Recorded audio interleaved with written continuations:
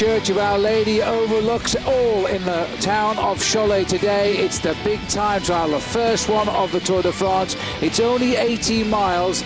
It could do more than any racing has done so far to alter the classification in the Tour de France. This is where they are. And there we have Alejandro Valverde, a minute 45 behind the leader, Feliu. Cadel Evans just 1 second behind him.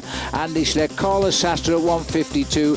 Damiano Cunego and Denny Menchov. He's the one that slipped back yesterday because of that crash. Well, if you look at the gaps there, Phil, Alejandro Valverde at 1:45, Denny Menchov at 2:30. Those are big time gaps, and those are really because of the success of that four-man breakaway yesterday.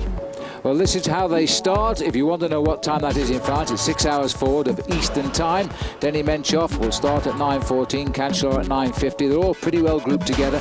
Van der Velde, we're expecting something from Christian today at 10:08. George Hincapie at 10:20. Cadel Evans 10:40. Davy Miller goes 2 minutes behind him. Alejandro Valverde goes last of all the anticipated riders here. He has a big advantage there, knowing how they are going on the course at Cholet, which has just witnessed a tremendous time trial that forced all of the projected favourites to really race to the limit today. There was great success for some, there was big disappointment for others. And I guess the biggest disappointment was Alejandro Valverde, well over a minute behind the race lead now. Well, I think that will be a massive shock to the Spaniard this afternoon, because having dominated a number of individual time trials early on this year, he probably thought he could do well. He probably wasn't expecting to see Stefan Schumacher come out of the pack and produce probably one of the best time trial performances of his life, and definitely up against some of the best time trialists in the world. And to boot, Schumacher grabbed himself the yellow jersey. Well, let's have a look at the stage result brought to you by ATV Honda. Stefan Schumacher gets the biggest time trial win of his career for Gerolsteiner. Kim Kirken delivers the goods for Team Columbia. David Miller the same for Garmin Chipotle. And Cadel Evans, the biggest of the favourites to get the best time there, in fourth. Fabian Cancellara, the world champion, suddenly found he had challenges. Denny Menchov fighting his way back after his crash yesterday in sixth. Jens Voigt and Christian Van der Velde again delivers for Garmin Chipotle. Top 10 completed there by another new boy in the Tour de France, Vincenzo Nibali. Thomas Lockvitz, he's probably the best young rider now for Team Columbia, so they'll have a two leaders jersey tonight on their points and with the best young rider, and the top 10 completed there. Going further down, Maxime Montfort, he was in 16th place. Sebastian Lang will be very happy with the winner's performance in 19th. Andy Schleck completing the top 10. Andy notably there, beating his brother.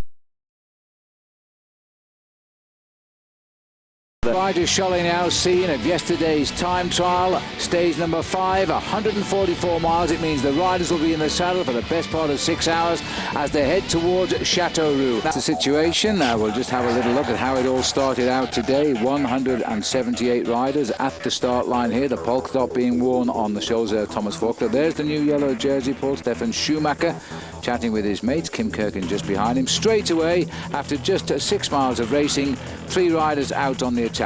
Former champion of France, Florent Bras, the current champion of France, Nicolas Vogelny, Lilian Jegou, the other man, the first sprinter, Argenton, 198 kilometres still to go. Jegou wins, Vogelny gets second, and Bras gets third. Going down to the next sprint of the day at 98 kilometres covered in the town of Richelieu. This time it was the turn of Florent Bras to go across the line in first place, ahead of the French national champion Vogelny, and in third place Lilian Jegou. However, Alejandro Valverde, after a disappointing time trial yesterday, was found on the ground again in a small accident, and it was very quickly back to the team doctor to just check out and make sure he wasn't too injured. And look how seriously the team are taking this, Phil, because they were all waiting for him. Yes, well, that's what they should do. He's still the team leader. Now we join the action here, and with just Cyril Dessel is just dropped back here for some reason. There's the 3 leaders as we now face 100 kilometers of racing down towards the finish. Bad news, I'm afraid, for Juan Mauricio Soler, the Colombian. He fell in the neutralized zone yet again and has now abandoned the Tour de France. You may remember, near the finish of the first stage, he crashed, had suspected 2 broken bones in the scaphoid region, and well, he's gone now. That's very, very sad. He was 11th in the Tour de France last year, and now he's not going to finish the second attempt. He also won the King of the Mountains, of course. Yes, pretty sad, I think, for Team Barlow World. So now only 177 riders left in the Tour de France after 180 that started, and only 17 teams of 20 intact. But we are heading down to the mountains, and I'm sure over the weekend that may well change as well, because we've had, I would say, a very fast and rapid start to the Tour this year. Although we're looking here at a breakaway of 3 riders, I think the main field today, Phil, are being a lot more attentive. Obviously, Team Gerald Steiner want to keep it together, to keep their man in the lead, Stefan Schumacher. But there's a lot of teams who have sprinters on board feel this may well be their last chance of a win. Well, there you see the weather there. It's only a light wind blowing today, and we're in the 70s. So at last we feel as though summer has come in the month of July for the Tour riders. They'll be very happy with this. They've had a tough few days coming across from Brittany and down towards the centre of the River Loire.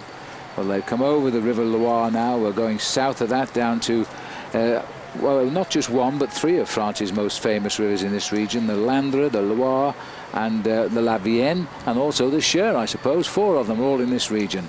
Very complicated region we're going into, and for the first time I think, Phil, the riders will be extremely happy because we've popped above 20 degrees Celsius, 24 degrees Celsius, which is an ideal climate for racing, I would have to say. And the wind finally seems to have dropped because the wind has gone for the first time below 10 miles an hour. So the riders would, I think, be somewhat cooled by a breeze this afternoon rather than a wind. Nice shot of the Maillot Jaune, the new leader of the Tour. This has been a very surprising opening week.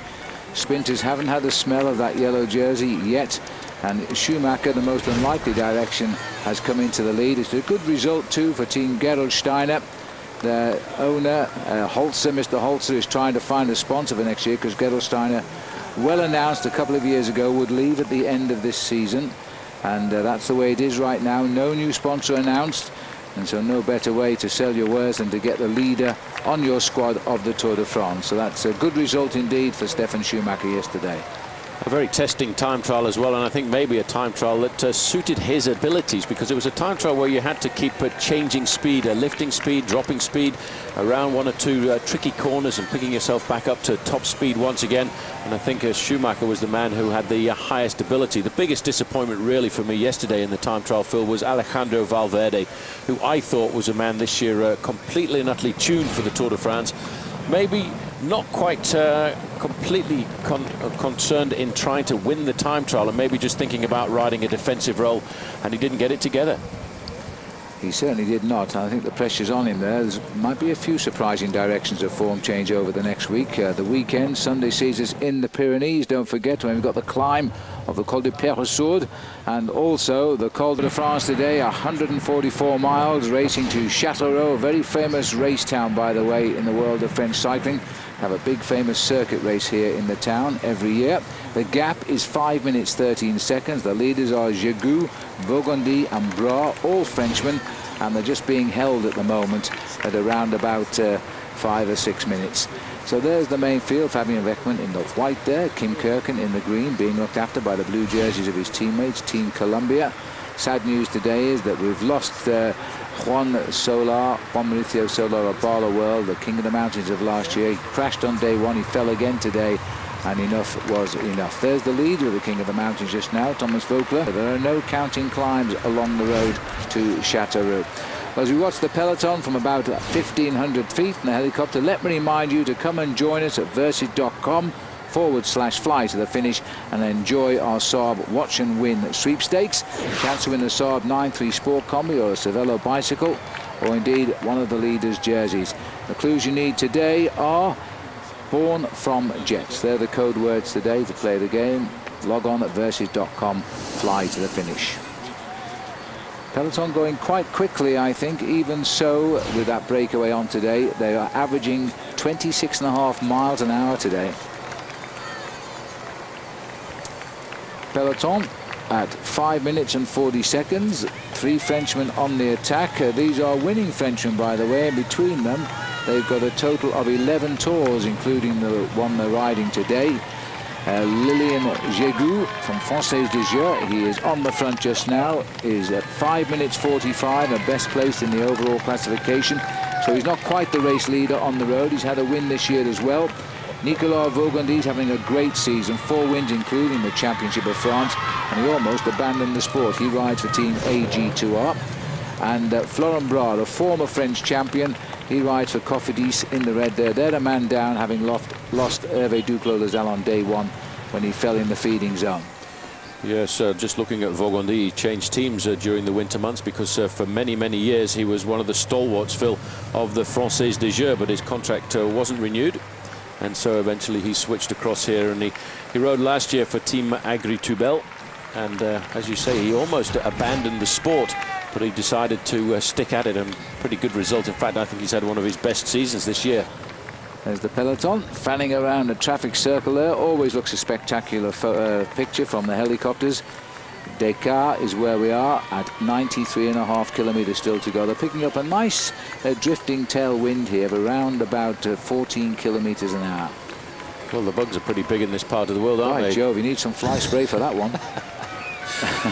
Well, it was quite amazing, the architecture and the sculptures that the French seem to throw at many of their traffic circles or roundabouts to make them a little bit more interesting, and that one certainly would scare a lot of people, I would think, as they came charging into town. This is the town of Descartes, and this is Team Gerolsteiner on the front in the pale blue. Third in the line there is Henrik Hausler, an interesting character in the fact that he's sort of half of his feeling is that he's an Australian bike rider. The other half is that he's a German bike rider. And I think once he's finished his professional racing career, Phil, I do think he'll probably return to Australia to live out his life. Yes, you could well be right. But Gerolsteiner have got the hot seat today, quite literally, as they guide the new leader of the Tour de France on his way towards the finish in Châteauroux. Just looking here, and they know their job, these boys. 33 seconds is the gap. 9.4 kilometers to go. I think our computer is going to be absolutely right when the catch comes today. Well, after the reset, definitely. It came up with the first indication of a catch at 18 kilometers to go, but that was not bearing into the fact that these riders at the front decided to lift their pace. But yes, I would say between 6 and 7 kilometers to go is when we will see those three riders now, Phil, come back into the fold. Look at the main field now. There are a lot of riders believe that they can win the stage here this afternoon, and for the sprinters, they will take all kinds of chances. I think we're going to look here seriously at a mad dash for the line. Any second now, the referees will ask for the removal of all vehicles behind those three riders to give them one last chance to hold off the peloton. And remove all the carrots and the fruit basket up there and leave the race to try and chase them down. The riders at the back, of course, they just want to get to Châteauroux and enjoy the shower today. But the sprinters now, this is the most dangerous time of the race for them. They've got to start thinking of their position. Which riders are... Hincapie, he'll go straight to the front. He'll look for Mark Cavendish. He'll play his part again as a teammate. Well, look at the urgency of Hincapie. He realizes today that they've got a great chance of winning the stage here, Team Columbia, and he will go right round the outside of the pack. There's Cavendish over on the left-hand side. He's got a teammate in front of him trying to keep him up at the front. The sprinters at this stage, Phil, don't want to put their noses into the wind. They've got to be right up there. And, of course, you know, Julian Dean from Team Garmin-Chipotle used to be the lead-out man for Thor Hushovd, and he'll be looking for the possibility of a win here this afternoon. Biggie Maggie Baxter might be the man to lead him out. Silence Lotto. So Robbie McEwen has found a couple of friends in his own team. In fact, there's three riders there, and Robbie is getting himself well positioned as we start to speed into town. Just about 7 kilometers, 6.9 from the finish. Now that's a lovely picture. This is the Tour de France in full cry. This is what it's all about. If you're a sprinter, you've got to take risks on a stage like this. You've got to battle to stay at the front end of the main field. You've got to keep your hands away from the brakes. One touch of the brakes and you slide back 25 or 30 positions in the main field, and then you've got to work your way back up through the peloton again to position yourself to then hope that you're going to finish off. But Liquigas, Phil, have got complete control here, and this is ideal at 6.5 kilometers to go. But look at the other teams queuing up to get themselves organized. In the second row here, you can see Team Columbia, a lot of pale blue jerseys, but they've also got a white jersey, the best young rider. They've got a green jersey, Kim Kirken, the best sprinter so far in the race, looking after. I don't think it's his own chances this afternoon, but trying to get Mark Cavendish. Still driving for Belarus, and Liquigas at the front of the race. We are now at 6 kilometers to go. We are 28 seconds still to the good. These boys now are living on pure hope, and they have led for virtually the whole race today, the longest stage of the Tour. But Team Columbia have got to the front. The rider in green is also Columbia. That's Kim Kirken, who's got himself into the picture. Lockvist is there in the white jersey. It's all Team Columbia right now as they try to line out for Mark Cavendish. Yes, but waiting to take over on the right-hand side. A little bit of a problem here. Looks like there's a crash on the left-hand side of the road. There's a rider gone down very hard. He's come into contact with a spectator. Well, that is a real shame. Collision with a spectator here. They look okay. Let's hope so. Well, the race medical people will be on hand. The rider who had the collision there is Passeron of Sonia Duval. He looks across at the spectator. He gets back on his bike, but outside, he'll lose time here. He's outside the 3 kilometers to go. The doctor will stop there for that. I think it was a lady who got knocked down. That is a real tragedy. But back to the action here now. 24 seconds to go. 5 kilometers the banner. They are still there, and they are still racing to the finish. But Paul, Team Columbia and George Hincapie had to get up there, has now got themselves organised. Yes, and if Team Columbia start to fade over on the left-hand side, you've got Francis Desjeux behind them, waiting to take over as well. You've got Team Quickstep for Gert Steegmans. This is keeping the pace nice and high. This is Marcus Burkhardt going through there at 5 kilometers to go, and they're still looking for around about 20 seconds. The main field are going to judge it to absolute perfection here this afternoon, but you know, the sprinters are all very nervous now. They haven't had a serious crack at a victory here this afternoon. A little bit further down on the left-hand side, you can see the yellow jersey, Stefan Schumacher. He's riding in the front because he wants to keep himself out of danger. Thor Hushovd will be in there somewhere as well, but look at the movement. Everybody's very nervous this afternoon. Well, 8 of the 9 members of Team Columbia are up there, and here comes the rush now by Liquigas, because they're trying to bring Kiki up there as well at 4 kilometers to go. I take my hat off to these three. We can see how quick the peloton is going. These boys are hanging in there. 20 seconds still in hand. 20 seconds is really not very much at all. That corresponds to around about 300 meters advantage for these 3 men. It probably is not enough.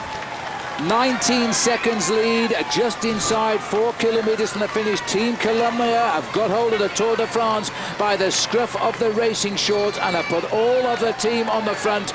It's all for Mark Cavendish right now, but there are plenty of others trying to break in here, particularly the team from Italy. Crash on the bend. One rider on the floor. It's a Gerolsteiner rider who's got caught out.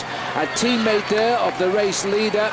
I'm just trying to see who it is, Paul, but it looks to me it is Hausler, the Australian-German, who's caught the edge of those cobblestones. Maybe we can see it again here. Well, that's where it happened. In fact, he touched the wheel of the rider in front. A rider from Lampre in front of him slowed down just a little bit too much. He rear-ended him and then went down, and he looks as if he's in a serious amount of difficulty. Gerard Porte, the famous doctor of the Tour de France, is up there alongside him.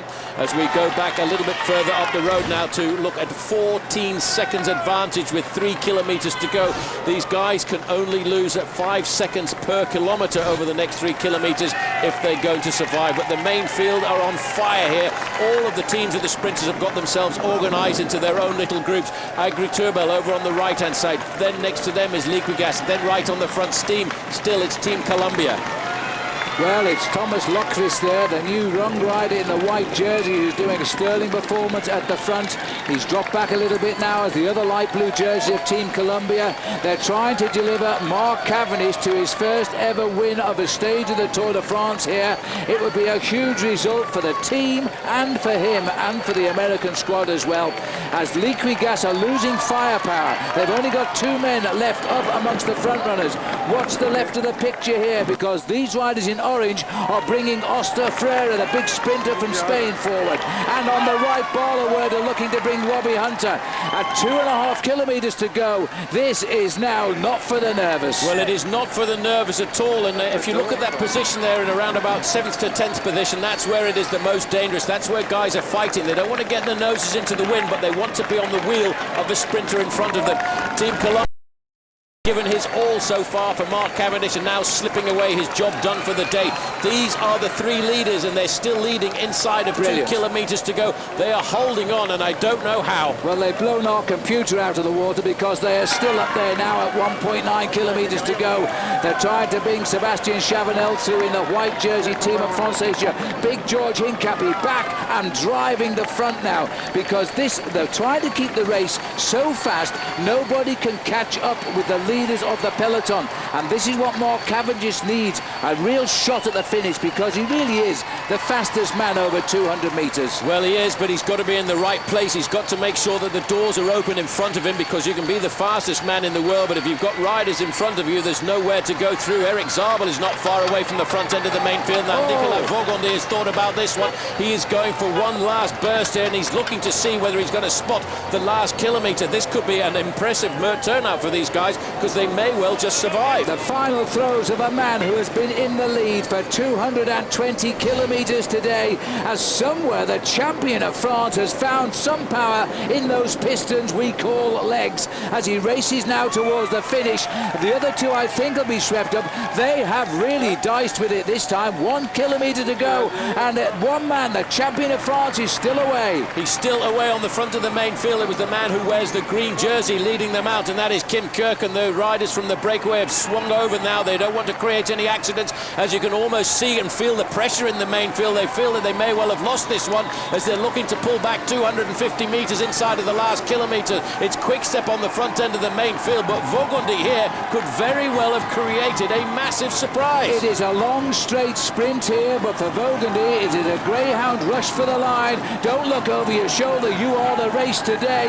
He's about 300 metres from the finish, but here comes the rush now. The final efforts here by Cholik as they try to wipe it out. These are desperate moments by the sprinters, and they've all just got to go for it now, as it looks like Freire is trying to get through the middle. Cavendish is there, and he's done it. It's Cholik on the line. It wasn't Cavendish. Gerard Cholik has taken it. Team Columbia gets the stage win. Freire was right up alongside him, but you've got to feel sorry today for Nicolas Vaugondy. Well, that was an unbelievable move. Look at this. This is Team High Road. The man who actually led out the sprint there for a long way was Mark Cavendish himself, and that was what we said was the strong point about Team Columbia. They've got 2 or 3 different sprinters there. Over on the right-hand side, you can see Big Tor Hushoff, but he has nothing in his legs to try and challenge that man in the front there in the pale blue jersey. Oscar Freire also fading away towards the end, and I wouldn't be surprised to see that man on the left-hand side there, of course, being Eric Zabel, ever present, ever always up there at the front in the sprints. Well, that was a tremendous finish, and Gerard Cholik is also here to win for himself, as he's now proved, and he's also a lead-out man for Mark Cavendish. That was a superb sprint. Look at the man on the back there, the champion of France, desperately close. And that looks like Mark Cavendish to me, Paul. It is. Well, I thought it was Cavendish first of all. I reversed to Cholik, and I'm coming back. Mark Cavendish has won the stage for Great Britain. Absolutely superb. He delivered, and his team gave him the absolute perfect lead out today.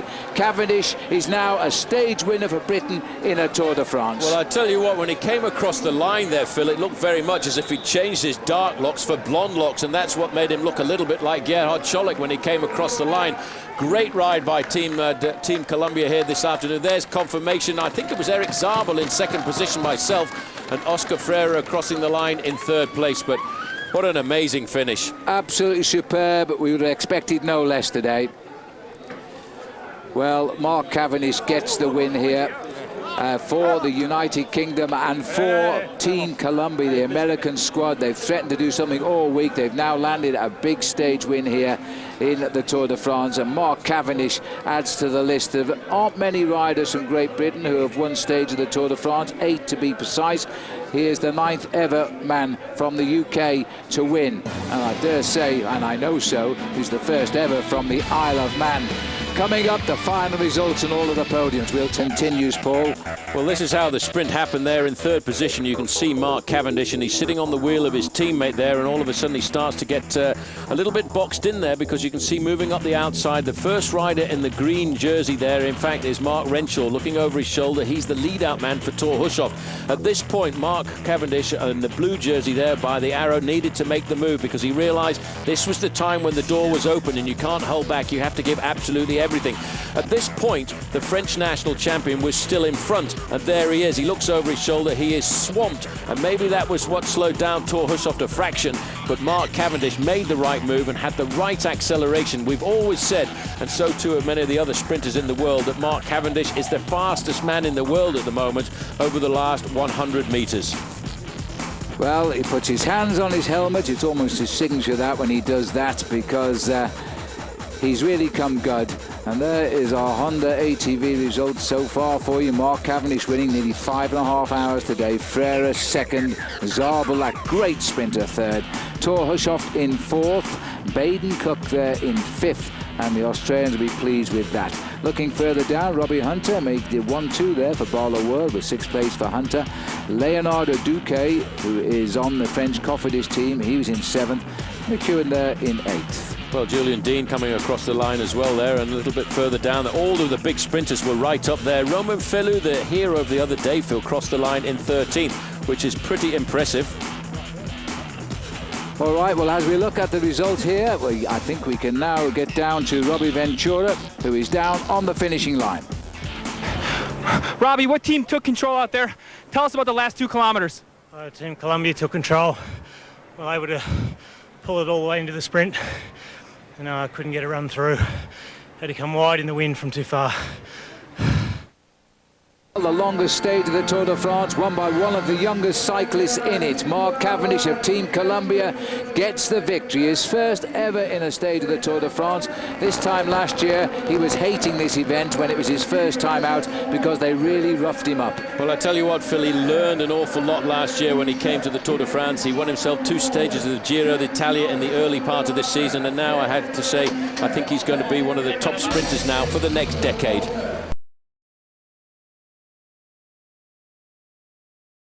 We have found the centre of this great nation. We're in the Auvergne, where 60, I'm glad to say, extinct volcanoes exist, but they do provide great terrain for bike racing. There's the top of the one we will climb today. It's the climb of Superbès. It's a beautiful day here in France, and it's going to be a great race. Well, let's have a look at the tail so far at the start today. This is the rollout. Sadly, the rider who crashed near the end yesterday from Sonia Duval hit that spectator, Aurélien Passon. He's not in the race anymore now. This is a breakaway, got away after 6 kilometres. Sylvain Chavanel, Benoit Beauregard and Freddy Bichou. That was the first sprint in that order. Then came the second sprint of 44 kilometres. No sprint at all. These boys were trying to open up a gap, currently leading here by 4 minutes at the second sprint. Then came the climbs, Paul. Well, when it came to the climb, the man who already had points in the bag was Sylvain Chavanel, and he led over to get himself 3 points and take himself up a little bit in the overall standings in that competition, led at the start of the day by Thomas Voeckler. At the second climb of the Côte de Croc, again it was Chavanel getting himself maximum points. And that's the situation as we get to see the peloton with Barlow World with their top climb in those red jerseys out of the race yesterday as well, sadly. But nice to see that Chavanel is making a race of this. He's announced he wants that polka dot jersey. Well, the next climb could give him the lead in it. He's only 2 points behind Voeckler now. 19 plays 17. And the next climb they'll go over is second category. That'll be the steepest we've had so far. Much more points there. If he stays away to the finish, there's double points on the last climb of the day. The weather is absolutely beautiful here. Everybody enjoying themselves up the mountain. 82 degrees Fahrenheit, 28 Celsius, and the wind is gentle just now. It's a breeze up here. Beautiful place to be today. It certainly is. It's a magnificent view from the top of this extinct volcano. Most of the volcanoes around here have been extinct for more than 6,000 years. But it's going to be a great and final setting place, I think, for the final few kilometres of the stage here this afternoon. And I think in the back of everybody's mind, Phil, they know that they have to have a showdown, and they know that some guys are going to lose the Tour de France today. Maybe not the place where you win the Tour, but if you have a bad day, you can lose a huge chunk of time. Well, about 98 kilometres from the finish. Remember that these are the rides we've pulsed up today. Check out on them George Hincapie, Stefan de Jong, Ronnie Schultz and Lilian Jégoux of France. So we'll check in on their pulse rate. It should see some high ones as they start to climb up towards the finish. We've just entered the department of the Puy de Dôme here in France at the moment, and the Puy de Dôme is the highest of all these extinct volcanoes, but we don't go there anymore really now. It's become a classified site, and really it's treasured by the French, so the Tour is finishing in its shadow today at Superbès. We've only been here twice before as well. The next couple of kilometres, because once we start the first big climb of the Tour this year, you'll see George Hincapie's heart rate climb up to around about 160 to 170 beats a minute. That's Christophe Brandt on the left of our picture doing the pacemaking for, it's Wim van Sevenant, I think, and Johan van Summeren making the pace there for their team captain, Cadel Evans. The funny thing about Wim van Sevenant, he's the last man in the overall classification, but I don't think he's completely at all worried about that, because he's thinking about his team, Team Silence Lotto, actually winning this bike race overall. There's Thomas Lovequist, who is in the white jersey there of Team Columbia. He's the best young rider on the Tour de France at the moment. 8th overall, and just alongside him, in fact, was George Hincapie as well. Well, we're heading towards the Col de la Croix-Moron. It's a second category climb. It's 5 miles or 8 kilometres in length. A gradient that stays around 5.5%. It takes us up to 1,400 metres. And when we get to the top, we'll be just 37 kilometres from the finish. But of course, we do have the climb to go up to the top of Superbès. So, well, Chavanel might just stay clear to get to this climb, and that would give him the lead in the King of the Mountains. But there is a sting in the tail on the points, Paul. Well, there is a sting in the tail on the points, because there are 10 points for the first riders to go over the top of a second category climb. However, at the end of a stage, the last climb, if it's a second, first or outside categorized climb, you get double points. So there are 20 points on the finish line for the man who wins the stage, and I'm sure Sylvain Chavanel has worked that out, and I'm pretty certain he doesn't think he's going to win the stage here this afternoon, so he seriously needs to get the 10 points that are at stake. But in fairness, if any of the fancied riders get the 20 points, they won't catch Chavanel, providing he can win the climb at the top of the Croix Moron. At least not today. The leader in the King of the Mountains at the start of the race today. This is the situation, though, since the day has commenced. Chavanel has steadily gained points. He's 2 behind Vauquelin now, and they've just started the climb of La Croix Moron. If he gets over the top in first position today, he'll not only take over the lead, he can't be caught by the end of the day. So he would be the leader overall tonight. But he's got 7.5 kilometres to climb now, and the peloton only 2 minutes behind. 2 minutes the gap, 3 riders in the lead. The first second category climb of the Tour de France this year, La Croix Moron. And if the man in red wins it, he can't be caught tonight, even though there are double points on the last climb of the day. So Chavanel looking forward to a race lead, I think. Those 17 points, if he can get the 10 at the top, will take him to 27. And a little chance here to look at the rugged peaks around here. It really is quite a dramatic backdrop for a bike race here this afternoon. A lot of these valleys that we're looking out here were actually cut out during the Ice Age, and they're very much glacial. Well, by the way, talking of the King of the Mountains, France holds the record for the most mountain jersey victories, which is very unusual for France these days. They don't win so much in the Tour de France, but 18 is the record for them, and it's all down to France. And 7 of those were won by a single character, and that was Richard Virenque. Indeed, that's right, who is on the race. We saw him the other day at the time trial. He did a lap of the time trial for charity. He actually overtook the record that had stood for an awful long time by the man, held by the man from Toledo, the Eagle of Toledo, Federico Barmontes, who himself was a phenomenal climber. Oh, wonderful to watch as well. Big cheers for the 3 leaders. It's all uphill now, even in the town by the look of it. Clermont-Ferrand, you may have noticed on the town direction board there, well, that is the capital of the Central Massif. We don't go through it, but we go round it very close today as we head to the finish at Superbès. It's a super part of the world to go cycling. The roads here, away from the freeways, are very quiet, they're narrow, they're very, very nice roads to ride on a bicycle. Well, as the riders get towards the top of this climb, Phil, the climb of La Croix Moron, they'll be going through a ski resort at Le Mont Doré. Ski resort that's got around about 45 kilometres of skiing tracks. There's 7 kilometres to go to the summit of the climb, and I'm sure Sylvain Chavanel has taken a very close look at the time gap, and in fact it's stretched out a fraction to 2:03. So he's hoping that he can survive to get himself those 10 points. It wasn't one of their targets at the start of the race, but they got there and did a great time trial to keep there. And now it was Will Fishcorn that got in the lead on that long breakaway when he moved up to 3rd overall and finished 2nd on the day. Yes, I think that they're going to try and make a race of that team race. Just to remind you how that is timed, unlike, it's the same as the yellow jersey race, but the first 3 riders who cross over the line get the same time, get their times added together, and then they get a team position. You might just have seen how the riders slowed down going around the corner, and that's one of the reasons why it's much easier to ride at the front end of the main field. You've got this sort of elastic effect, and here's the first move, and it comes from Crédit Agricole. Well, that's a surprise to start so early as this climb, because only 2 minutes. They were beginning to pull away on the climb here. This could be is it one of the tall riders, that's for sure, on Crédit Agricole. Is it Jimmy Engoulevent? Well, I'm not quite sure why he's made this move here, Phil, because, you know, we're looking at 3 riders up for the front at the 2-minute advantage. He's leapt out of the pack, and the fact that they've completely and utterly ignored him is a sign that they feel that they're going to pick this guy up a little bit later on. Yes, that was a polite way of saying they don't rate him, and they've allowed him to get away here. 2 minutes the gap, looking down on one Crédit Agricole rider who has just sprinted away from the front of the group, leaving himself about 27 miles to go. And 1:50 the race radio is telling us to the 3 leaders now, but it's probably in time. We think it is Remy Poriol who is the rider, and already at the back, at the front rather, we've had one of the leaders decided enough is enough as Benoit Vaurenard drops away. Well, certainly Chavanel will push on here because he wants the points at the top before that peloton catches up.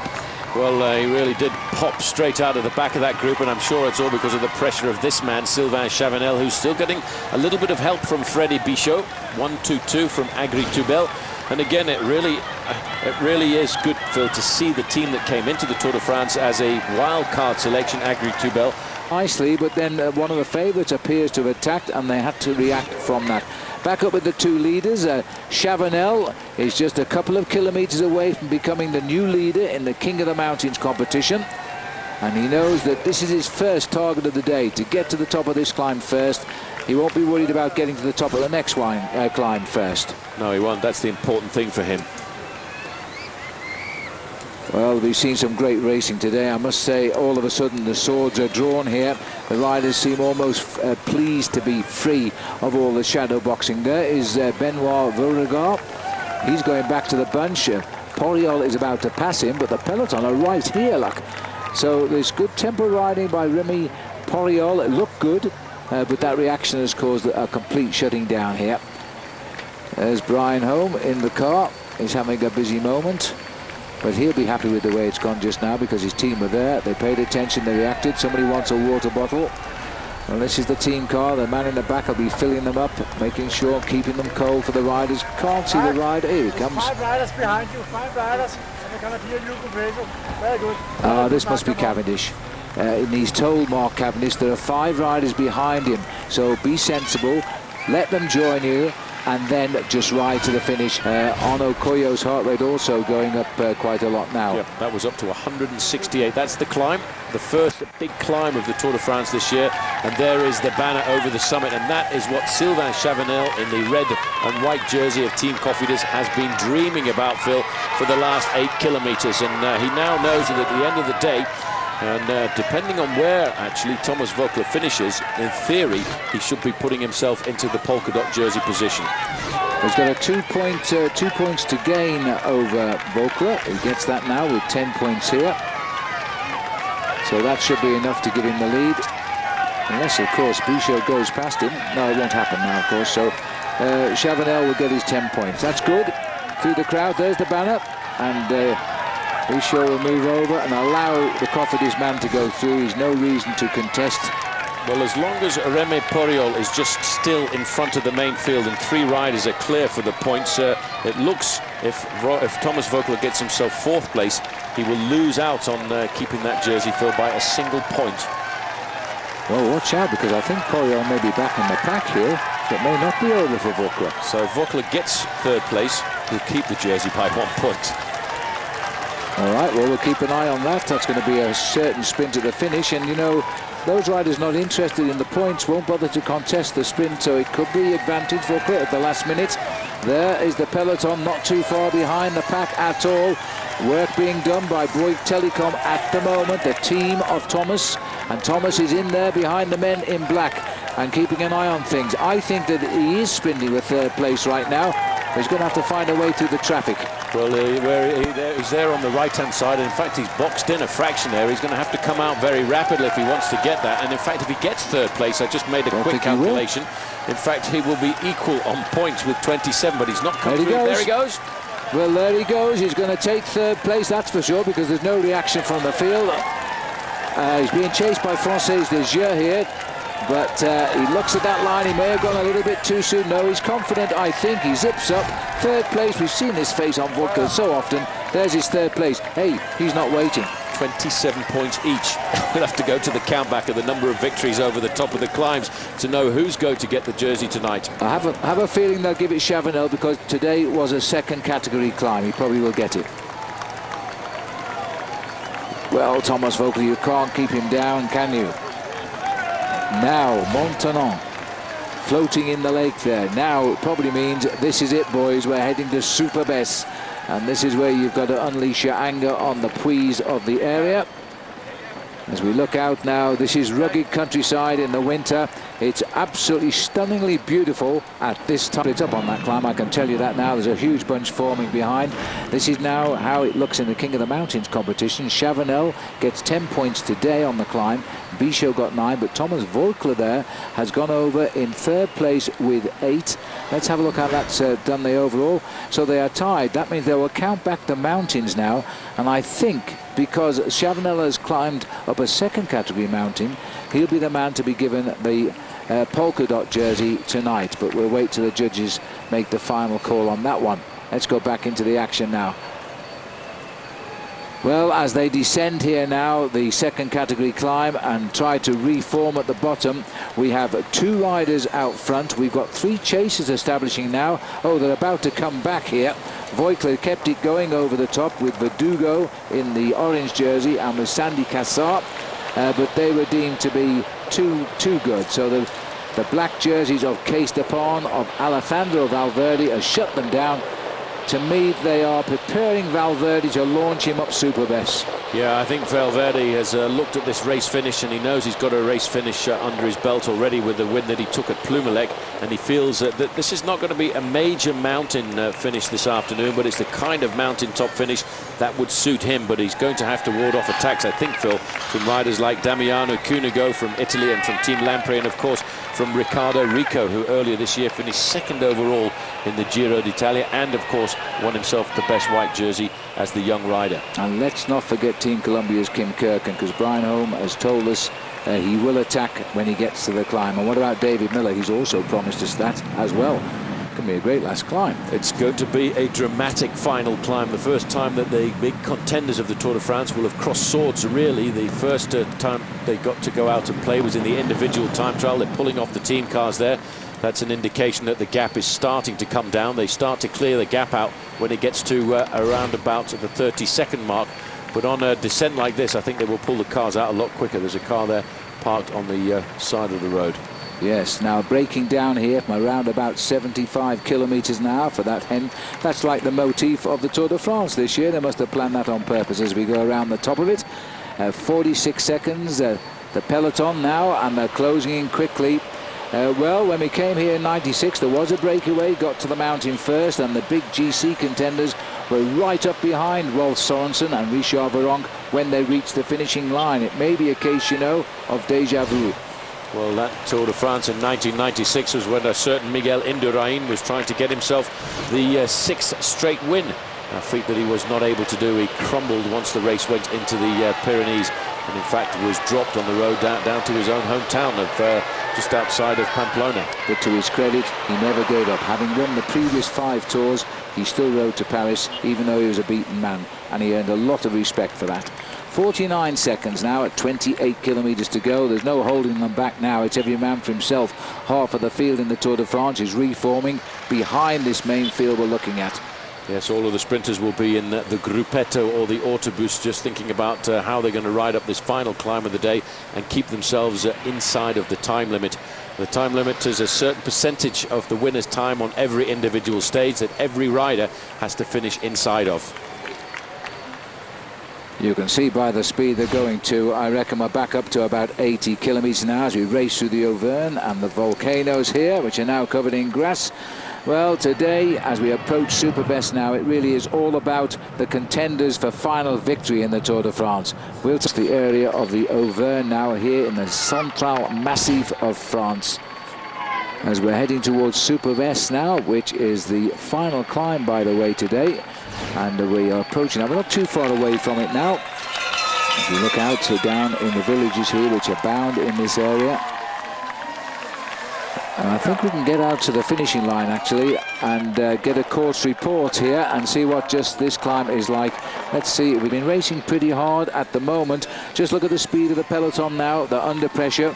Most of the work is being done here by the Caisse d'Epargne, the Spanish riders of Valverde. The other riders will move the favourites up here because I reckon that Valverde is going to try an acceleration at some stage of the climb. The gap is still coming down, but they're sitting on 2 3/4 minutes at the moment. I've got a feeling, by the way, we've just found the top of the Puy de Dôme here. There it is. That's where we used to finish the Tour de France. Scene of a great battle on stream, Raymond Poulidor and Jacques Anquetil. Don't forget, in sweepstakes, the SAR word of the day you will need today is sprint. You log on at versus.com/fly to the finish. Enjoy the game. Sprint today. Yes, just looking there at the Puy de Dôme. There is the road all the way up. You can go up there now, but they don't allow vehicles up, only on special occasions. You can take your bicycle up, by the way. Just as we watch the Puy de Dôme way down below, let's just drop in on the team car and see what's happening, if anything, down there with Brian Holm. Is he about to talk? You can't hear me now, you see. I can say what I like about him. Brian. The climb gonna start 11 kilometers from the finish. In another 14 kilometers, we're gonna start the last climb. Ouch. He's telling them when it's all gonna happen. First 3 kilometers are not that difficult. The first 3 kilometers is not that difficult. And he's actually telling them the climb now. They'll have gone through this morning before the start as well. From kilometer 8 to kilometer 4, it's getting steeper. And kilometer 4 is where Frankie Andrea was standing, by the way. We just heard from him. Kilometer 4 till kilometer 2 is downhill. And from 1.5 downhill from kilometer 4 to kilometer 2, and then kilometer 1.5 is going to be really steep. Yeah, actually I think that was where Frankie Andrea was standing, the last 1.5 kilometers up to the top. Massive crowd, don't forget to tell them that, Brian. There was a great crowd on the climb today, enjoying warm sunshine as we're watching here. Huge crowd on the finishing climb of Superbest, and the riders very shortly will be starting the gentle slopes. There's a great holidaying crowd in the whole area today. Well, Freddy Bichot here has decided he wanted to go alone. I reckon Sylvain Chavanel, using a fair amount of experience, he knows that he was doomed to get caught before the climb started, so he sat up and he's waited to get picked up by the front end of the main field. So only one man surviving off the front end of the peloton this afternoon, and that is Freddy Bichot. We're in a little bit of a valley, a slightly downhill part of the course now, Phil, before we finally line ourselves up for the final climb of the day. There is Sylvain Chavanel back in the peloton, and strangely enough on exactly the same points as Thomas Voeckler. And you're right, on the countback it will go to Chavanel because he won a second category climb. Okay, so he can rest easy now and pick up the polka dot jersey tonight, unless Voeckler scores points, of course, on this climb up to the finish. They're double points because it's the last climb of the day, rated second category or higher. The third and fourth category finishes don't get double points. Well, Bichot's on his way, and let's hope he can make something of this. Well, I have to say, I don't want to say too much against Thomas Voeckler because he's a great contender. I don't think... Well, at 20, one guy left out front, that is all now. Bichot, who is in the lead, and he's being chased by the forward part of the peloton, which is not being led now by Gerolsteiner, but by the Caisse d'Epargne teammates of Alejandro Valverde, and there they are. Well, that gap is not really very much at all. The official time gap will be taken on that banner. 24 seconds the advantage. But I have to say, Phil, I think the presence of Cees d'Epargne at the front end of the main field really is an indicator that they're taking this very seriously. Yes, indeed, and the other riders will have noticed this. The big showdown is not far away. Awaits the riders now. The climb of Superbest here. As we look down to the peloton, you'll note they're all together. Yes, moments ago, just after we broke away for a commercial break, the leader, Bichot, decided to sit up and await the arrival of the peloton. That was the all of the riders back together, apart from those we left behind on the previous climb. So Bichot's bid for glory lasted about 175 kilometers today. Let's go back into the action.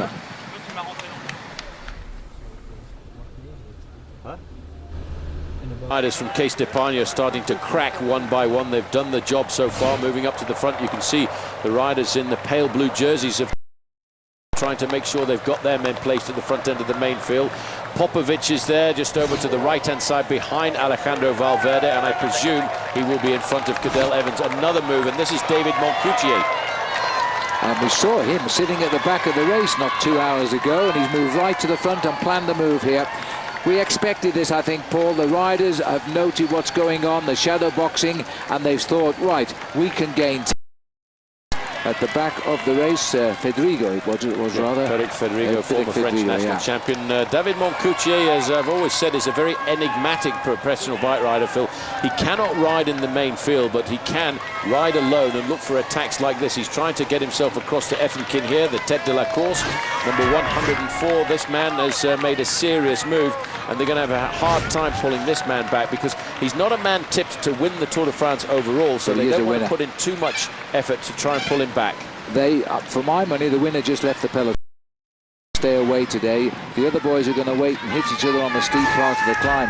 Vladimir Effenkin is a very good rider. He started out life with the Barlow World South African team when he won the Tour of Portugal back in 2005. And then he joined Cees d'Epargne, had good results, but for some reason, after 2 seasons with them, he's moved across to I think probably it's for extra money. But he really can climb very, very well. Look at this tempo he's got going now. This could be a big result for the French team. Well, between 5 kilometers to go and 4 kilometers to go, the race at the climb actually levels out a fraction as we go through the small town of Besse, and that will give the riders a little bit of respite. But after that, there's no forgiving at all, because then it really does start to kick up to that 10%. Moncoutier, Phil, I think has almost got himself across the gap. Not much more than about 50 meters for him to rejoin the leader. He doesn't win well, David Moncoutier, that's for sure, and he's a performer in front of his own people. He rides well, best of all, when he's on French soil. Let's not forget towards the end of last year, he had a very nasty accident. In fact, he broke his leg, and his first race back at the start of the year was the Tour Down Under in Australia. And after that, he got himself into form again. But, you know, as you say, Phil, he doesn't win an awful lot of races. But when he does, he really is quite phenomenal. Yes, he broke his femur in the Tour of Romandy last year. That was a very bad crash too, in terrible conditions, coming down a rather wet mountainside. But he looks as though he's patched himself up rather well as he rides up behind the leader. He was second this year in the Tour of the Mediterranean, which is a race way back in February, unheard of since then. Now it's the height of July here, and he's up there. And that peloton is not chasing those two. Well, that peloton is actually getting reduced in numbers, and that's what we expected. We're going to take a sweeping left-hander here, and the race will now start to tip up just a fraction more. Moncoutier has joined the leader and now realizes that if he wants to win the stage here this afternoon, he's got to keep the pressure on. 5 kilometers still to climb to the summit now, as we continue the ascent with 2 new leaders here. Vladimir Effenkin has been joined, and this is Christian van der Velde for Garmin-Chipotle, who has launched an attack here, and they may not react even yet. They are just tempo pacing. Alejandro Valverde back there. Riders are slipping away. Well, Christian van der Velde was 6th overall at the start of the day, just 37 seconds behind Stefan Schumacher. So a move like this by Christian van der Velde could add a yellow jersey to the pink one that he got in the Giro d'Italia. And that's Leonardo Pipoli who's joined him. He's got a good ally there in Pipoli, who's a great climber. He came out of the Tour of Italy this year, and they've gone sailing past those two guys up front, and they're pushing on. This is a huge move by Garmin-Chipotle, Paul, because they already lead the team race as well. They lead the team race. They've been talking of David Miller all of the time. Even Christian van der Velde himself said, Phil, I'm going to work for David Miller on a day like this. But, you know, van der Velde this year has had such an incredible set of legs. Well, Christian van der Velde, we think, is on good form, and he's not really that well known by the big riders in that pack here. And there he is now. He is riding strongly. He's full of confidence. Efrakim, you see, was able to lift his pace. Moncoutier wasn't.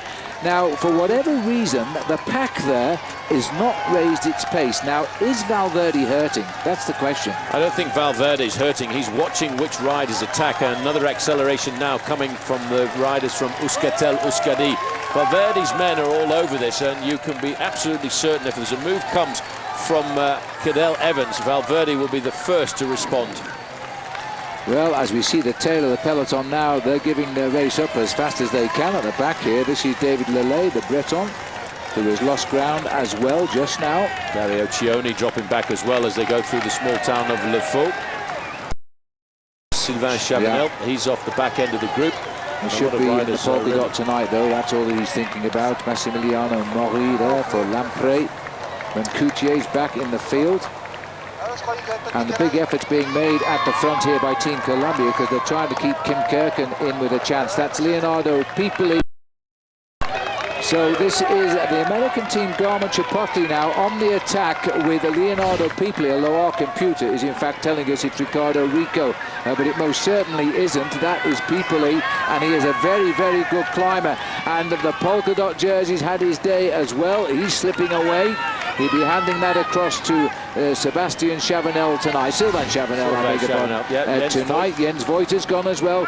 This is hurting now. This is hurting a lot of riders. It's elimination from the rear of the peloton here this afternoon. There are now just two leaders at the front end of this bike race. Leonardo Pipoli in the yellow and white jersey of Saunier Duval, and of course the American on the American team, Christian van der Velde, has made the move at the right time, and he's banking, I think, Phil, on the fact that they might not respect him as a climber, because throughout his career he's been a lot more regarded as a real type. He'll get on the plateau again in a minute. He might get back. Well, this is the plateau that you were actually just talking about. It levels out here for about a kilometre or so. There are the two leaders, Pipoli and Christian van der Velde. They're looking here, Phil, to around about a 20-second advantage. Yeah. But once they get out of the trees, once they get to this big roundabout, you're going to see that they've got a massive big climb right in front of them. But Christian van der Velde looks pretty good here. The way he's pedaling, he's a nice smooth position on the bike. He really is a stylist. He learned that style from riding on the track. He rode for the American Team Pursuit squad many years ago in the Olympic Games. Great tactics by Garmin-Chipotle. For a week now they've put around the room where that David Miller was the one that was going to go well for them, and they're using Christian van der Velde, and he's come from a high position overall, but still no reaction from the men who are in charge of the Tour, and they've still not really got a full grip of this race whatsoever. 3 kilometre banner, that's a nice gap now, it's growing. We will come up to a roundabout very shortly, and then in front they will see how this climb really does kick up. There are the riders from Caisse d'Epargne, and they're still not really getting down to the chase here at all. I'm just wondering if in fact that the other riders will not attack if Valverde doesn't. Well, I think we're going to see some serious attacks, for we've come to this flat part of the course. It levels up. There's the climb, Paul, over to the right. That's the little bit of the climb that I've just been talking about, and I feel certain that that's where some of the big names will try and launch their attack. But they may be somewhat confused by the move here by Team Garmin-Chipotle. This is Christian van der Velde getting himself down into that time trial position now. He rode himself a very good time trial. He started the day off here at the Tour de France in 6th place in the overall classification, and he's looking for 37 seconds. Now this is the steepest part of the course, and what's going to be interesting now is to see, once the road starts to tilt up, who makes the next move in the peloton behind. Well, Leonardo Pipoli presses on as he tries now. Remember, he crashed out of the Giro d'Italia this year. And he abandoned, in fact, the Giro d'Italia, the Vuelta de España last September as well, because with a good reason. Then he was leading the King of the Mountains there, and his wife gave birth. Well, one thing I think, Phil, that this first big mountain stage is revealing to us is that Cees d'Epargne is a very strong team. There is hardly any riders left in this group here from Gerolsteiner, the team of the overall leader, Stefan Schumacher. They have crumbled on the first few kilometres of this climb, and so too has the team of Cadel Evans. Evans is actually looking rather in solitude. Yes, but he's going to watch the leaders, and if they don't move, I have a feeling nobody's going to move back there. We'll wait and see. This could be a brilliant move by Christian van der Velde, and he could have hit them at the right time. He's got to hang on. 1.5 kilometres to go. This is now the steepest part of the climb, and I'm afraid it gets a little bit steeper as well. Just look at the crowd here. They have had to leave the cars at the bottom. They've not been allowed to come up to the summit. So when you get to the top, most of the people have walked the last 2 or 3 kilometres of this mountain, and they're seeing one of only 4 Americans in the Tour de France turn on the style in the race for the next yellow jersey. And talking of the yellow jersey, no reaction from Schumacher. Well, Schumacher's sitting there in about 8th or 9th position. Van der Velde now looking over his shoulder. He now knows that the acceleration is coming. Christophe Moreau is boom out of the back of this group, but it's the excitement at the front end of the main field. Piepoli is still surviving.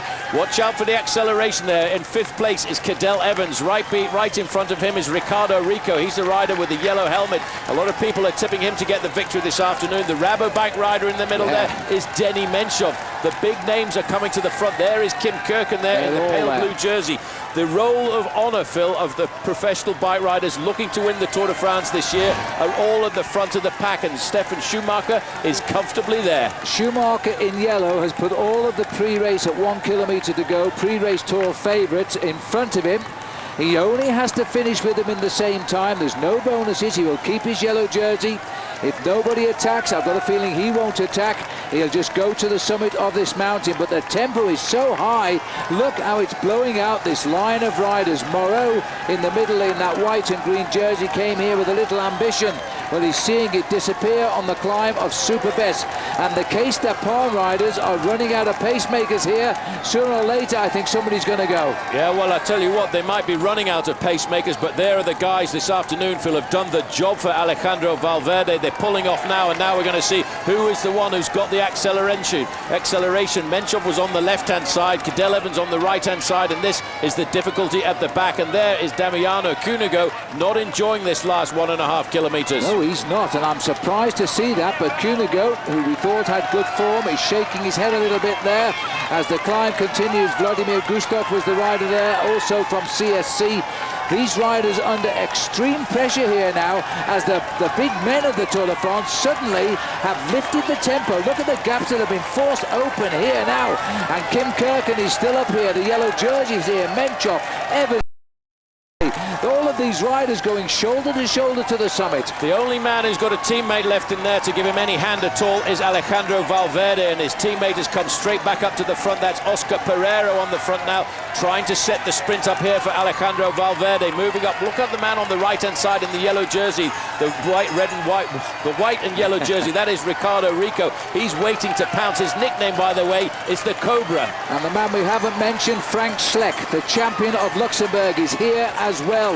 This is it. And now Pereiro, who was given the Tour de France after Landis was disqualified, and there's a crash here. Schumacher's touched the wheel. The yellow jersey is in trouble, and as they sprint for the summit of the Rill here, Ricardo Rico is going for it, and there will be time lost, I think, for the yellow jersey. Depends how the judges read the last kilometre rule. But look at this. The man called the Cobra is striking again, as he did in the early days of the Giro d'Italia. He gets the stage when Valverde is second, but locked right on his wheel, Cadel Evans, Frank Schleck, and then comes Kirken, and then comes one of the riders there, I think it's Roman Kreuziger of Liquigas comes over. Well, I have a funny feeling, Phil, we may well see that they will not apply the kilometre rule on a climb like this, because this is a mountain-top finish, and we're going to get a change in the overall classification. Right, well, that is very interesting now, and this will be the first big test for the referees here, because remember, the organisers have fallen out with the world body of cycling. They're using French referees only, and they've got to take a big decision right now as to whether that last kilometre rule counts or not. Well, theoretically, Phil, in a mountaintop finish, there is no kilometre rule, and if that's the case, then Kim Kirken could be the man pulling the yellow jersey on at the end of today. But we'll have to wait and see just how the referees interpret the rule. What a great win by this young man, though. And he's done it exactly as he did it in the Tour of Italy, rather. There's the congratulations from Leonardo Pipoli, who started the effort and went, and it looked good for a while with Christian van der Velde. It was a good move. Let's have a look here again at the back here. And there's the fall right in there. Oh, and that was a nasty fall over the body there of the yellow jersey. And it was his own teammate who bit the dust as well. That was really bad luck, but it happens. It happens. The pressure was on everybody at a time like that, and he was trying to stay in contact with the group. And I couldn't really see from that enlargement exactly how he went down, but it looks very much as if he touched the wheel of a rider in front of him, and that would have been, Phil, because of the pressure he was under and a little bit of nervousness. Well, there's Christian van der Velde crossing the line. I'm not too sure there. It didn't look like Christian van der Velde, but anyway, it's 1 3/4 minutes behind there. Here comes Thomas Voigtler as he comes home now. The clock continues to count. Time gaps have opened on this climb, Paul, really have. But the stars all locked in together there. And this man showed them a clean pair of wheels, just as he did on those early stages of the Giro. And let's not forget, he wasn't coming to the Tour de France, and then he decided he might have a go, and he told the team he wanted selection. Coming up now, just over on the right-hand side, Felix Cardenas, and you're right, for look at the time gaps opening now, 2 1/4 minutes for these riders as they come up to the finishing line. And rather a dramatic finish to the first mountain-top finish here this afternoon as we look again at one of the magical Puys in this part of the world. Well, that was incredible. We will wait now and see just how the judges read that one, but one thing's for sure, Ricardo Rico has just won for himself his first ever stage. Rico, top of the list here. And Alejandro Valverde, they gave him a second deficit. Cadel Evans, same time as Alejandro. That's good news for Cadel. Frank Schleck, 4th at 4 seconds. Kim Kirken, 5th. He also lost 4 seconds to the winner. Roman Kreuziger, the man that won the Tour of Switzerland, only a kid at 23. He's up there in 6th place. Duenas, the Barlow World, good ride for 7th. Carlos Sastre, only 7 seconds back. Menchov, 7 seconds. And Pipoli hung on there for 10th place. That was an incredible ride by Leonardo Pipoli. Further down the list, Samuel Santos is 12th. Pereiro hung on to finish 13th. The top 15 completed by Team Columbia's white jersey youngster Lokvist, who was at 23 seconds there. Can we show you more? Yes, we can. Christian van der Velde, only 23 seconds down at 19th place for him. That was a great ride by Christian today. It was a plan, but David Miller didn't seem to have the legs to put in the second half into operation. A couple of 100 metres to slow down at the man that they call the Cobra, Ricardo Rico, adding a stage victory now in the Tour de France to the 2 stage victories he got in the Giro d'Italia. Yes, and right behind, locked into Valverde's wheel, the 2 joint favourites of this year's Tour de France. Finished like Siamese twins. Now this is the crash here. Now watch this. The yellow jersey touches the back wheel there of Kim Kirken as Kirken's moved to the right of the rider in front of him, Frank Schleck. And boy, that was a nasty fall. He took out his own teammate as well, which is a bit of an irony. Well, there's the podium, and we can start our presentations. And there he is, Ricardo Rico gets his first Tour de France stage win. He's having a terrific year, and it's his 2nd Tour de France. He finished 97th last year in Paris. We hardly mentioned his name, but a year and a year older, the stamina is there. And I think that was a pretty confident win as well there, Phil, by Ricardo Rico. That was a massive acceleration he got over Alejandro Valverde, who I think was just being attentive at the front end of the main field, and not just behind him.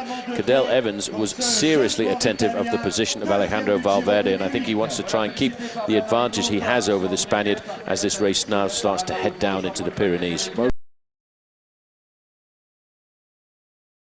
Days of racing today continues to the volcanic region of the Auvergne. We stay in these rough roads, but they are great racing roads. The sky is blue at the start today, but there are big storms threatened. Everybody, it seems, wants to learn to ride a bike and wear a yellow jersey right here. Before we go to the action, let's just check out the start this morning. Still 176 of the 179 starters in the Tour de France as we draw to close the first week. Kim Kirken, there he is in the yellow jersey. The new word, the polka dot there, is Sylvain Chabanel. Straight away, well, Will Frischkorn tried a move again. It proved successful last time he tried it. He jumps onto the wheel here of Christophe Moreau, straight out of the blocks. A kilometre 0. This one, though, Paul, wasn't to work. By the time he got to the first climb of the day, his teammate David Miller was in the break.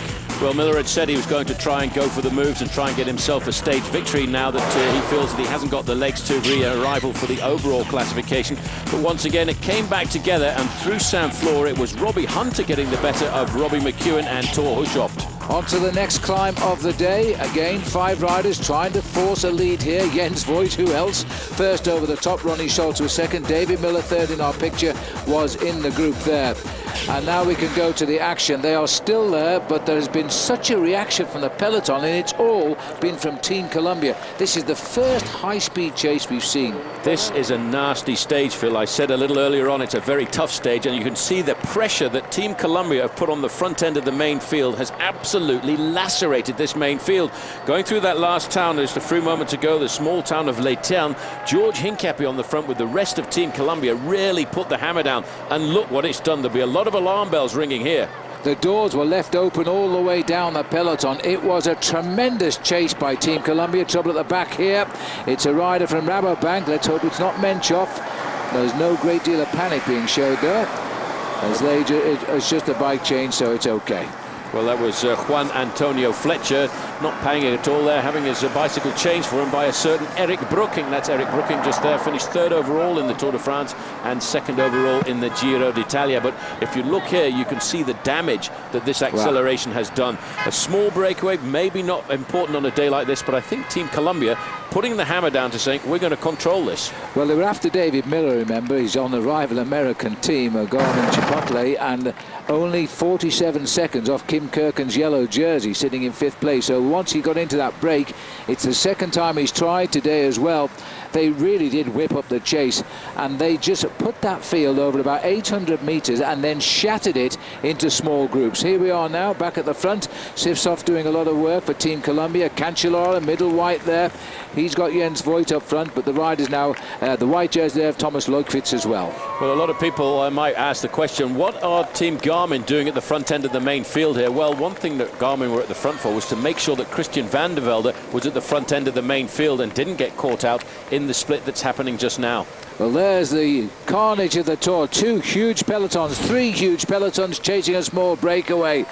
Well, it's still a long way to go to Paris, but the boys are racing very. Breakaway of 5 just ahead of the field.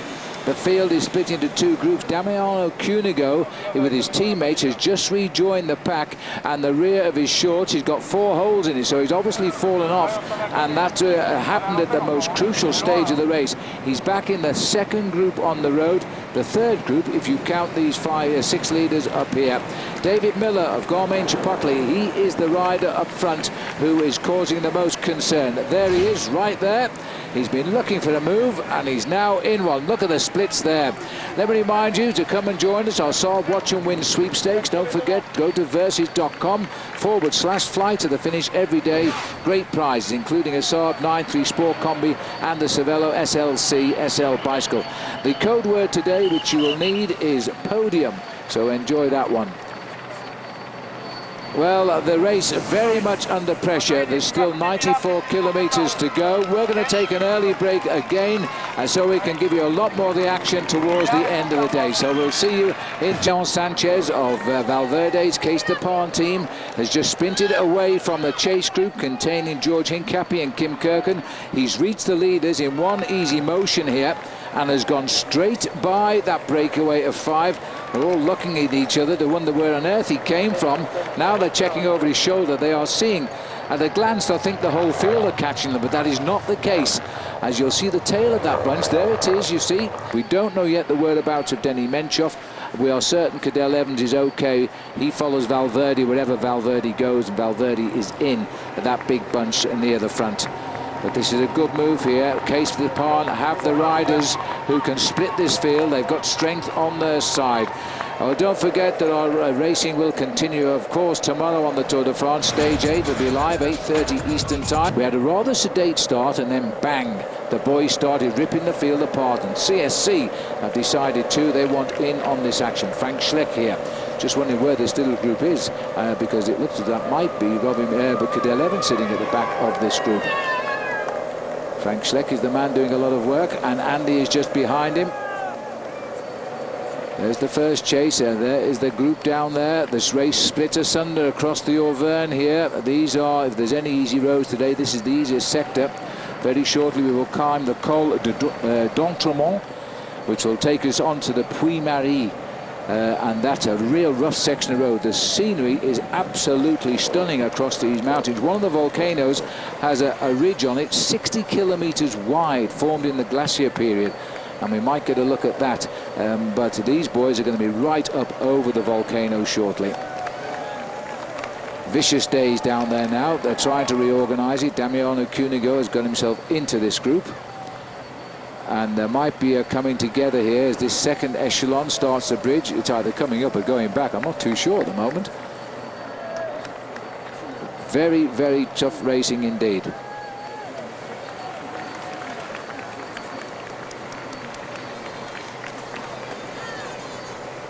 Well, this is the hardest day of racing after a week, Paul, and the CSC boys here. Jens Voigt has had to change his role from attacker here to bridging gaps for his team by the look of it. The whole of CSC getting to the front with Frank Schleck. Well, if you just look at this, there's a lot of riders in this group from Team CSC. They've got obviously Jens Voigt, who was away. They've got Frank Schleck, Andy Schleck. A little bit further back, they've got Carlos Sastre, and that is more important. What I would like to do, Phil, is just look down along the line of this group of riders to see if Denny Menchov is here, because I haven't seen anybody from Rabobank, and that could be why they're insisting. I think that's absolutely the reason why they're assisting right now. So we'll see if we can find out where everybody is. There's a new rule in the Tour this year. They won't tell you who's in what groups until the differences are 30 seconds, so that riders don't know in advance. So we'll have to wait for the radio tour to tell us. Moving up to the front, you can see the black and red jersey. That's just peeping through there was Jaroslav Popovic, and the main field themselves now at well, this is another group a little bit further back, because there is Julian Dean, the sprinter from Garmin Chipotle, and they're at around about the I think they're around about 3 minutes behind. Yep, this is and Arvidsson was in there too, the champion of Norway. Yeah, and Stuart O'Grady's got in this group. It's a good group to come home in, I think, today for these riders. Stefan Gruber, the oldest rider in the race, is in this group as well. So that's the group at 3 minutes 30 seconds, and the peloton chasing the breakaways at 58. Well, this is and Robbie's there, is he? He's in this group, and this is the second group, and they are at around about 3.5 minutes. So that's probably why the Silence Lotto boys were not chasing. Robbie didn't make the split. Yeah, but you are right as far as Zabel and Hushoft is concerned. Two big sprinters in that front group. Let's get a chance to look. Is that Cancellara? I think it is. He did a great job today for his team. Now he's just wants to get home. That's the way it is in the Tour de France. For the big riders, it's a day of work. You do what your job is, and then you just have to struggle to get yourself home inside the time limit. Meanwhile, back with the leaders, the gap is down to 56. Yeah, George Hincapie also was in that group with the other guys, using his experience, his long experience at the Tour de France, to make sure that he did the work for the team, and when he could, he sat up towards the summit of that climb just to make sure that he has an easy ride down to the finish, because he knows he's got another large job of work to do tomorrow. And every day they keep the race leader on Team Columbia. Luis Leon Sanchez, Vincenzo Nabaldi, David de la Fuente, Josef Jufre. Those are the four riders here, and it's not a foregone conclusion they'll stay away. In fact, it's going to be very, very touch and go. 54 seconds. Little look at the computer on there. It'll also be reading Sanchez's heart rate to him and his wattage output. But as long as he doesn't take too much notice when he hits the high spots on those readings. Well, most of the riders don't ride on their heart rates. They're really just used for a reference for the team doctors in the evening to know whether or not the guy is recuperating properly, if he's tried hard during the day. And if you start to try and ride a race like the Tour de France by looking at your heart rate monitor, well, you might just scare yourself a couple of times. The boys in orange want it back, and I can only presume because they have a likely sprinter in Gorka Verdugo. But I would think more likely they are planning an attack with one of their riders on the last climb, and they wanted to bring it down into a manageable reaching distance. Well, the kind of rider from Team Euskaltel-Euskadi who might make a move like that on the final climb would be somebody like Sammy Sanchez, and he's the kind of rider who knows how to take advantage of a run down towards the finish. And watch out for those little grids, because they're quite precarious. Yes, you see these little yellow, we looked at them last night as we go under 15 kilometers there. They've got these yellow grid covers on this part of the mountain. They don't appear to have holes in them, but we've got a shaking there. 15 kilometres to go as we look down on the 4 leaders now. The gap of 15 kilometres is 50 seconds here. And everybody is now having to throw the battle to the fore here in the hope they can. So at the top of the mountain yesterday, getting his first stage win in the Tour de France. He's got 2 teammates in the breakaway today. Can they pull it off, or will the race come together? They're starting the last climb of the day now, the climb of Saint-Jean-du-Don. They've made the right turn, they've started the climb, they're going on to the climb in 38 seconds. Surely one of those guys in yellow will launch an attack to try and draw the sting of the other 2. 38 seconds, Paul, is nothing on this climb. 38 seconds on the climb is around about 400 meters. So when the main field come around the corner, they will probably almost be able to see these guys. They are at 100 meters, and the big, strong beast from Team CSC, Jens Voigt, is all over the front end of it, followed by Kurt Adler-Arvesen in second position. Moving up a little bit further, Carlos Sastre is not far away from the front end of the main field. A little bit of nervousness now as well, because there on the left-hand side, you can see Cadel Evans. Over to the right, Pipo Pozzato is thinking about moving forward. Well, Voigt has blown there very quickly as he got round to the corner. He's done his job, but look at this now. The boys from Liquigas have got to the front to try and back this race off. Watch the clock. It might accelerate a little bit in time now. They're trying to slow it down in favour of Vincenzo Nibali, who can sprint up front. Just there, Alejandro Valverde moving out the referee's red car, moving out all of the neutral service vehicles. There's a clear gap now between the front end of the main field and that leading group of 4 riders, and a gap of 26 seconds on this climb. Big Jens, job done for the day. He is unbelievable, Jens Voigt. I'm trying to figure out which one of the CSC riders they feel has got the chance of a victory here this afternoon, and I have to say, Phil, it's got to be one of the Schleck brothers. It's got to be, because everybody else is about at the full stretch today. Jens has done his bit, so too Atle Arvidsson on the same squad. They both drop back now. These are the leaders here. There's still 10 kilometres to go under this banner as they come towards the top of the Côte de Saint-Jean-de-Don, and these riders are clear by 25 seconds. Remember now, there's nobody in between. You get an angle there on the corner of just how steep this climb is. It's a nasty climb to put into a long stage like this right down at the very end, and the idea was to try and create a launch pad for somebody to create the surprise on the run in towards the finish. Now look at these riders who've done their pacemaking at the front. They pull off. You can see that rider there, and I think it was a rider from Team Columbia who's just slipping backwards. This is Gustav on the front doing the pacemaking, and I have a feeling very shortly at 10 kilometres to go we might see a move, and Schumacher was moving to the front of that group. And Schumacher is now dancing to the front of the group here as he keeps up the pressure. He's being shadowed by Cees de Pont because they've got Sanchez, remember, at the front. As they now start to go clear, that is Pereiro, who's taken the back wheel of the erstwhile leader of this race, who crashed out of the lead yesterday in favour of Kirken. He still wants that jersey back. Kirken is going to have to respond to this himself if he wants to keep yellow. Well, Stefan Schumacher probably a little annoyed at losing the overall lead. He's looking for 16 seconds to try and get himself back the yellow jersey, covered admirably there by the teammate of Alejandro Valverde, Oscar Pereiro, in the black and red Cees de Pont colours. Now looking back, there has been a reaction, and it looks like it could well be Pipo Pozzato who's coming across. And he'll cover for the rider up front and hope to take over from him if they get caught.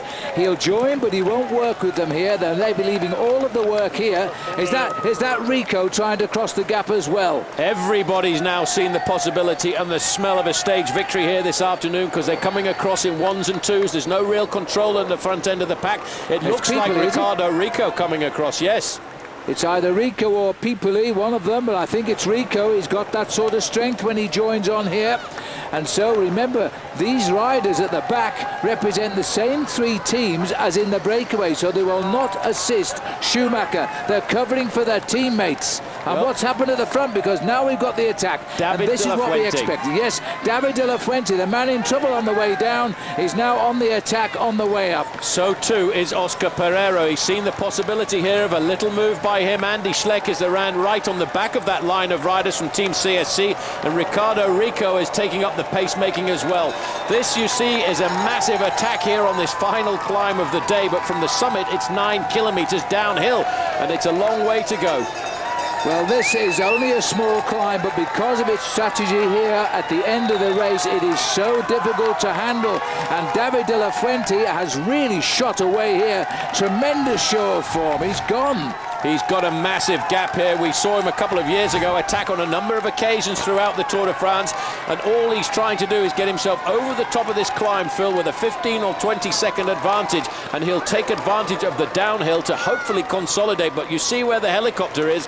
The helicopter is over the front end of the race, and here they come now. And Luis Leon Sanchez has taken up the pacemaking. He was probably the freshest rider in that group of 5, but there is the response from the yellow jersey. Kim Kirken coming across as well, straight onto the wheel of Stefan Schumacher, saying, sorry mate, you're not having this yellow jersey back this afternoon. Good marking by Team Columbia's Kim Kirken there. He's done well. He couldn't let that man 16 seconds ahead of him. He would have handed him back the Maillot Jaune tonight. He'll mark him. He won't push on. He'll wait. He'll try and discourage him at 8.5 kilometres to go. This is the peloton, what's left of it today in the Tour de France. They pass over the top. Hanging on the back here, Dmitry Fofanov of Kazakhstan. Looking at the leaders now, there's still a chance. You get an idea from the British flag just how strong that crosswind is blowing up here. Well, I tell you what, this is still not a very large group. There's a small gaggle of riders just off the front end of this long line, but we really are putting the hammer down at the moment. David de la Fuente just still holding on. It's Luis Leon Sanchez behind is setting the pace to try and pull him back into the fold, but there's a lot of riders in that group, Phil, will be hurting. Yes, and this man is hurting now. They're going to haul him back in at 8 kilometres to go. He's seen them coming. It's freewheel time.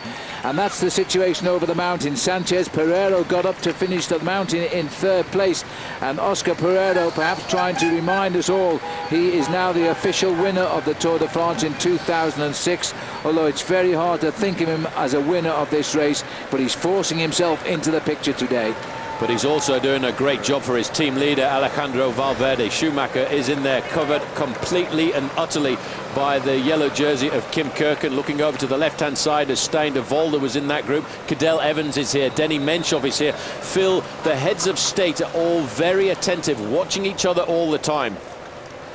Well, Cees de Paarn have got control. Alejandro's very strong band of riders here, and now they're going to show us that they can drive on when they wish to as well. They've got a split here, Paul.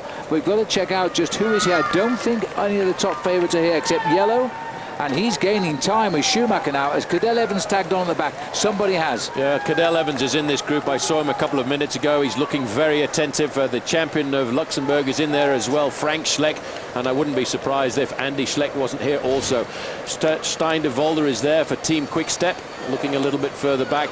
Rico is there and getting onto the back of the group. Just, I think, one of those riders in the lime green Liquigas jerseys is Pipo Pozzato. Well, De La Fuente's done enough to become the leader of the race in the King of the Mountains by about a point, by my reckoning, very quickly there with the points he scored on the last climb.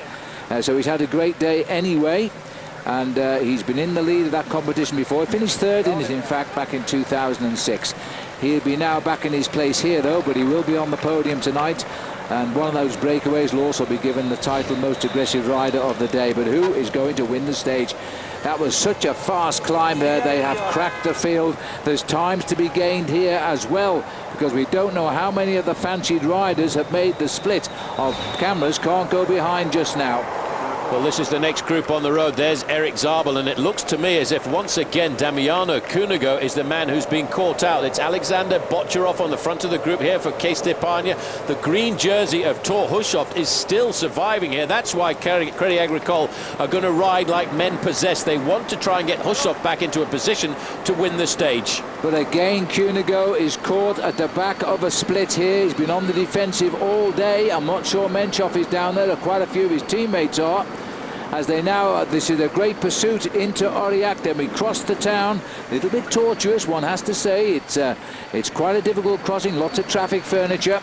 And then it comes up what is a brilliant long straight, tailor-made for sprinters, but I don't think anybody expected a sprint today. Nobody did expect a sprint, but there are a couple of riders here now from Crédit Agricole trying to get themselves organised to pull this back together. Damiano Cunego, Phil, despite the fact that he keeps getting caught out, is courageous enough to go to the front end of the group all of the time to try and chase them back. Now, this is the front group now, and there's a rider from Cees de Paarn shot off the front of this with Kim Kirken all on his own having to do the pacemaking. It won't be Alejandro Valverde. Kirken doesn't need to chase this. No, and he's just going to keep an eye. You see, Kees de Pon are playing cards for a win here, but Schumacher also wants the win as he stays up near the front as they continue. Now we switch back again to the second group on the road. They are still closing in. Oh, and then this man has caught up. Looks like Sanchez again. Well, I can't believe, how has he done that? He's got away again. He's a great bike rider, this man, Phil. He is a class act. When we saw him win the Tour Down Under in Australia a couple of seasons ago, people said this man has the capability and the same kind of physiological assets as Miguel Indurain, and he rides a very good time trial. He likes to ride on his own, and now there's absolutely no reason to chase this man. Well, these are the narrow roads as we race back towards town, and really they didn't expect a huge bunch of cyclists. The gendarme waving the yellow flag for danger there, and a quick flick there. That looks as though it's Schumacher down there as well. 3.8 kilometers from the finish. This is going to be a tremendous end to the racing today. It certainly is, and there you can see he's in the streets now of Aurillac, and it's a long ride through the streets of Aurillac to try and get yourself the stage victory, but this man could possibly do it because he's got the kind of power required to ride on his own ahead of a group like the one behind, and I'm not really sure who in that group behind, Phil, is going to organise the chase. Well, he's just coming up 25 years of age, Luis Sanchez, so he's got, and look at this now as riders slow down drastically and dodge. Anybody can win this if they hit it at the right moment, and they know it. There's going to be no easy ride to the finish now because that's a rider from Liquigas who's had to go. Well, if it's a rider from Liquigas, it could very well be Pipo Pozzato, who is in that group. 3 official kilometres to go to the finish as he swings around the town square.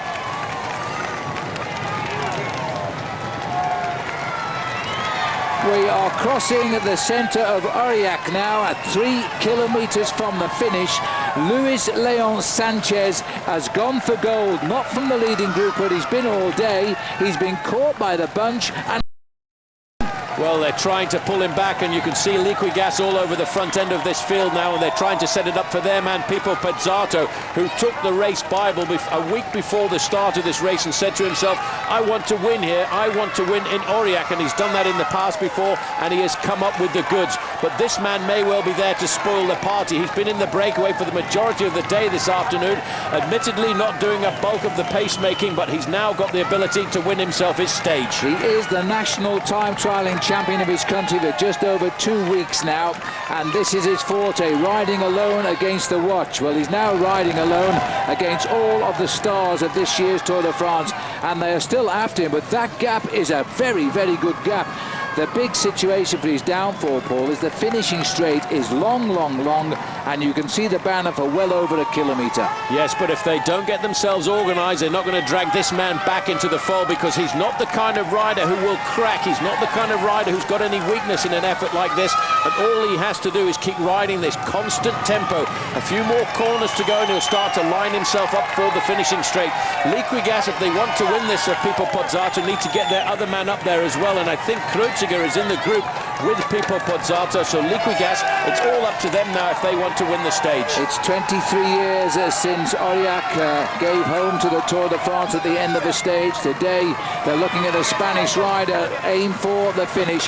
The whole of the Kees de Pon team behind will try to break up the chase. Well, 23 years ago the nationality of the rider who won here was Spanish as well, Eduardo Chozas, and that was at the end of a very long break.